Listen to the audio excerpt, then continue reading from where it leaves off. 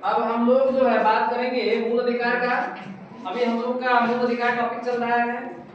यह जो है अब तक का सबसे इम्पोर्टेंट टॉपिक है, क्योंकि मूल अधिकार जो है तमाम प्रकार के जो प्रतियोगी परीक्षाएं होती हैं, सबसे अधिक क्वेश्चन जो है मूल अधिकार से पूछे जाते हैं। चाहे टीजीटी परीक्षा हो, पीजीटी परीक्षा हो, नेट परीक्षा हो, एसएससी हो, रेलवे हो, बैंक हो, एयरफोर्स हो, नेवी हो, एनडीए हो, सीडीएस हो, तमाम प्रकार की प्रतियोगी परीक्षाएं यहाँ होती हैं। और अगर सिविल जज की भी परीक्षा होती है तो सिविल जज की परीक्षा में भी मूल अधिकार से संबंधित क्वेश्चन पूछे जाते हैं। ठीक है, तो अभी हम लोग जो है जज लेवल तक नहीं देखेंगे, अभी सिर्फ जो है मूल अधिकार को हम लोग यूपीएससी लेवल तक देखेंगे, है ना। Union public service commission, IAS, PS, DM, SDM परीक्षा तक ही इसको सीमित रखेंगे, क्योंकि जज की परीक्षा का संविधान और ज्यादा डीप में पढ़ना होगा।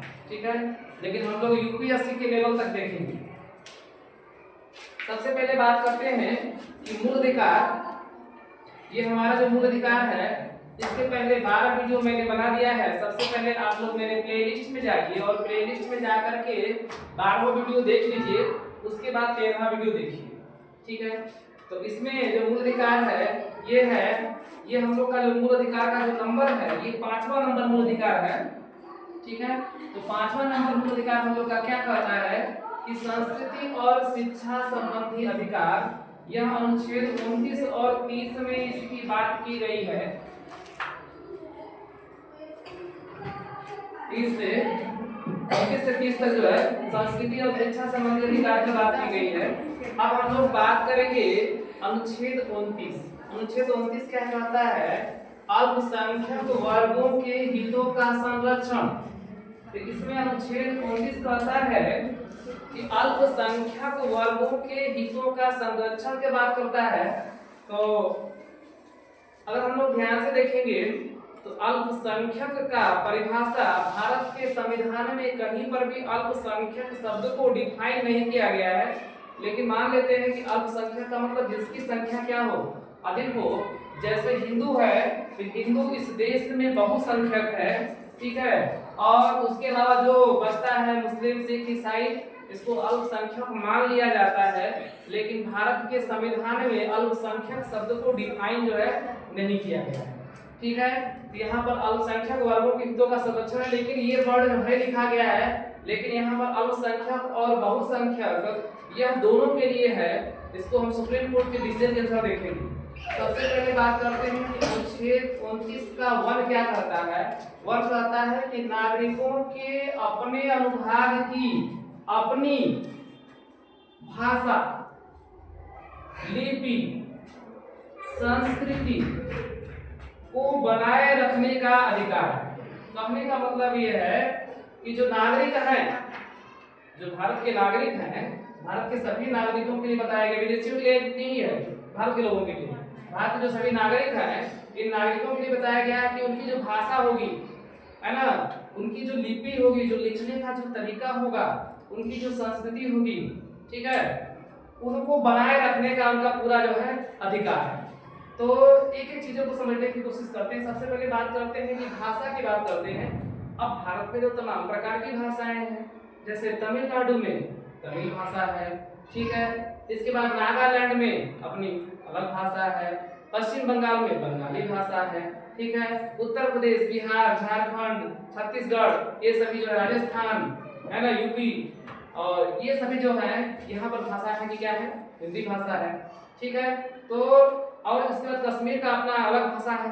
तो अगर कश्मीर का अलग भाषा भी है तो उनको अपने भाषा को बनाए रखने का अधिकार है, भले उस भाषा को बोलने वाले लोगों की संख्या क्या हो, कम हो, लेकिन फिर भी अपनी भाषा को बनाए रखने का उनको क्या है, पूरा अधिकार है। लिपि का मतलब लिखने का जो तरीका होता है, जैसे हिंदी को हम लोग देवनागरी लिपि में लिखते हैं। इसके बाद जो है जो पंजाबी भाषा है उसको हम लोग जो है गुरुमुखी लिपि में लिखते हैं। संस्कृत को जैसे हम ब्राह्मी लिपि में लिखते हैं। तो लिपि मतलब लिखने का क्या है, तरीका है। संस्कृति का मतलब कल्चर होता है, सबका अपना अपना कल्चर है।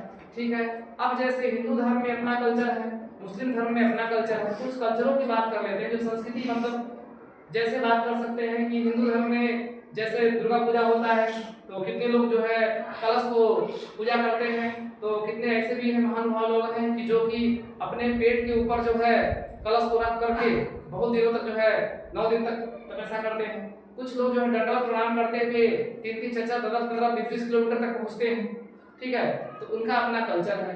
मुस्लिम धर्म में जैसे कुछ अपना कल्चर है, जैसे मुहर्रम है तो एक मातम का त्योहार है। अब उसमें मुस्लिम धर्म के लोग जो है वो अपने आप को जो है उसी से मारते हैं ना, हथियारों से जो पीटते हैं अपने ऊपर। ठीक है, तो वह उनका क्या है, कल्चर है। उस कल्चर को बनाए रखने का पूरा अधिकार उनको है। ये कौन देता है, भारत का संविधान देता है।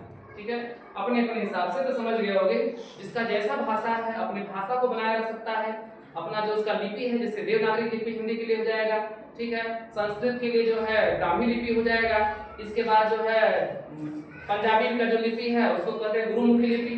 तो लिपि को बनाए रखने का अधिकार है। संस्कृति का मतलब रहने का जो तरीका होता है वही संस्कृति या कल्चर होता है। ठीक है, अपने अपने कल्चर को बनाए रखने का पूरा अधिकार है।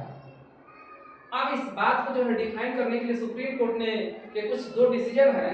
एस का मतलब सुप्रीम, सी का मतलब कोर्ट, सुप्रीम कोर्ट, जिसको सुप्रीम कोर्ट भी बोल सकते हैं और इसके बाद इसको जो है उच्चतम न्यायालय बोलते हैं और सर्वोच्च न्यायालय बोलते हैं। सुप्रीम कोर्ट का फैसला है, सुप्रीम कोर्ट के अनुसार नागरिकों के अनुभाग से तात्पर्य अल्पसंख्यक और बहुसंख्यक दोनों।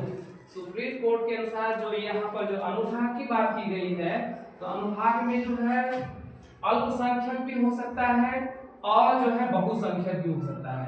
कहने का मतलब ये है कि जिसकी संख्या ज्यादा हो चाहे संख्या कम हो, अपने भाषा को, अपने लिपि को, अपने संस्कृति को बनाए रखने का पूरा अधिकार है। यह बात सुप्रीम कोर्ट कहता है, क्योंकि सुप्रीम कोर्ट जो है यह कानून की व्याख्या करता है। अगर देश में कुछ भी घटना हो, कानून हो, तो कानून में क्या सही है, क्या गलत है, क्या होना चाहिए, इसकी व्याख्या कौन करेगा, सुप्रीम कोर्ट करेगा। और सुप्रीम कोर्ट पूर्ण रूप से क्या है, स्वतंत्र है, वह सरकार के अधीन नहीं है।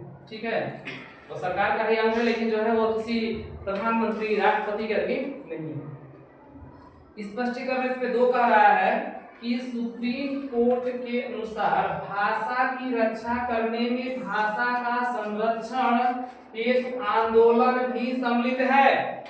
सुप्रीम कोर्ट ने यह कहा है कि अगर तुम्हें अपनी भाषा को बनाए रखना है, हो सकता है कुछ कश्मीर या कुछ अन्य जगहों पर जिसकी भाषा नागालैंड के लोगों की कुछ 10-10 हजार लोग हैं उस भाषा बोलते हो, कबीलाई भाषा। ठीक है, उस भाषा को बनाए रखने का उनका पूरा अधिकार है, उसके लिए वो आंदोलन भी कर सकते हैं। यह बात कौन कह रहा है, सुप्रीम कोर्ट। यह अनुच्छेद 19(1) हो गया। अब 19 का 2 की बात करेंगे। कह रहा है कि राज्य वित्त पोषित शिक्षण संस्थाएं। राज्य वित्त पोषित का मतलब कि जिस शिक्षण संस्था को, जिस विद्यालय को राज्य कुछ पैसा देता है, ठीक है, वैसे संस्थान में केवल धर्म मतलब रिलीजन, मूल वंश, रेस, जाति, कास्ट, ठीक है, इसका भाषा, लैंग्वेज। तो कहने का मतलब है कि अगर राज्य किसी भी विद्यालय को, किसी भी कॉलेज को, स्कूल को, किसी भी संस्था को, जो शिक्षण संस्था जहाँ पर शिक्षा दी जाती है, अगर राज्य द्वारा वहाँ पैसा आता है, तो वहाँ पर किसी व्यक्ति को धर्म के आधार पर, मूल वंश के आधार पर, जाति के आधार पर और भाषा के आधार पर उसमें पढ़ने से रोका नहीं जा सकता है। जैसे अगर कोई मदरसा को जो है, अगर कोई राज्य सरकार उसको पोषण कर रही है, राज्य सरकार मदरसे के लिए पैसा दे रही है, कुछ कर रही है, तो वहाँ पर अन्य धर्म के बच्चों को भी पढ़ने का क्या है, अधिकार है, राइट है। उसको इस अधिकार से वंचित नहीं किया जा सकता है। यह अनुच्छेद 29 का 2 बताता है। ठीक है, नहीं किसी भी धर्म के तुम उसमें जाके पढ़ सकते हो। इसके बाद किसी भी मूल वंश के हो, अब तुम किस मूल वंश मतलब कहाँ से आओ, क्या उससे मतलब नहीं है, पढ़ सकते हो। किस जाति के हो, इससे कोई मतलब नहीं है कि किस जाति के हो। इसके बाद जो है भाषा, तुम्हारी कौन सी भाषा है, उससे भी कोई मतलब नहीं है। यानी कि इसके आधार पर किसी को प्रवेश के लिए, ठीक है, भेदभाव नहीं किया जाएगा, मतलब उसको रोका नहीं जाएगा कि तुम हिंदू के बच्चे हो तो नहीं जाओगे, जा सकते हो। ठीक है, यह हम नहीं कह रहे हैं, यह भारत का संविधान का अनुच्छेद 29(2) कह रहा है। आज के लिए बस इतना ही, मिलते हैं अगले वीडियो में। थैंक्स।